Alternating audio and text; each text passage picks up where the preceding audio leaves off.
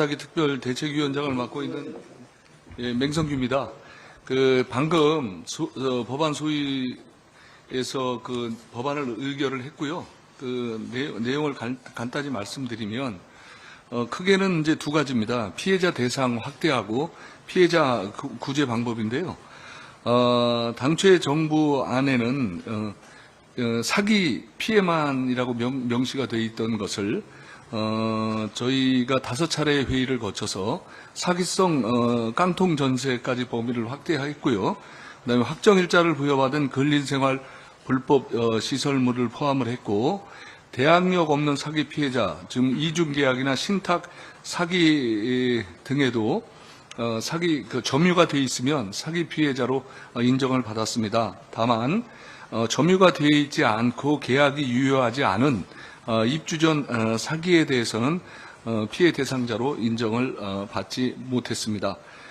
그리고 지원 체계에 있어서 당초 정부가 제시했던 LH 매입임대라든지 우선 매수권 외에 제3의 방식으로 저희 당에서는 채권 매입을 통한 선보상, 후구상이라는 원칙을 계속 주장을 해왔고, 정부에서 받아들이지 않아서 최우선 변제금 제도를 대안으로 제시했었고요.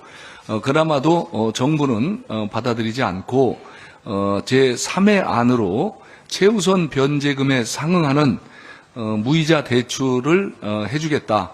그리고 그 이상 2억 4천까지는 1%에서 2%의 저리 대출을 10년에 걸쳐 장기적으로 해주는 안을 가져왔습니다. 그래서 크게 피해자 대상 범위를 확대하고 피해자 구제 중에서 제3의 안으로 그 안을 저희가 받아들이기로 한 거고요.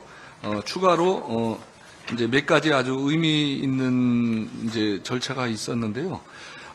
저희가 6개월마다 이 정책 시행에 대한 효과를 정부로부터 보고를 받고 필요하면 바로 입법을 보완을 하도록 했습니다. 왜냐하면 지금 전국적으로 피해자가 어느 정도의 규모 그리고 어떤 모습으로 있는 양태를 보일지를 예측하기가 어렵기 때문에 6개월마다 시행 후에 저희가 추가적인 보완 사항을 받도록 했고요. 그리고 피해자가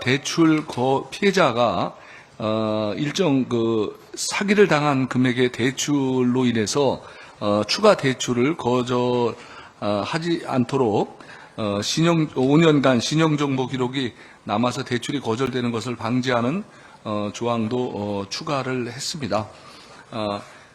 이렇듯 저희가 이제 다양하게 제도를 보완을 했는데 조금 아쉬운 거는 이제 5억 이상의 전세 사기 피해자, 그다음에 1인 사기 피해자, 그리고 아까 말씀드린 것처럼 점유가 되어 있지 않는 계약이 유효하지 않은 입주 전 사기 피해자는 들에 대한 구제 사기 피해자로 특정을 받지 못해서 이분들도 대통령령에 따라서 긴급 주거 지원이라든지 대출이라든지 하는 법률 상담이라든지 하는 추가 지원을 받도록 이런 내용들을 명확히 했습니다.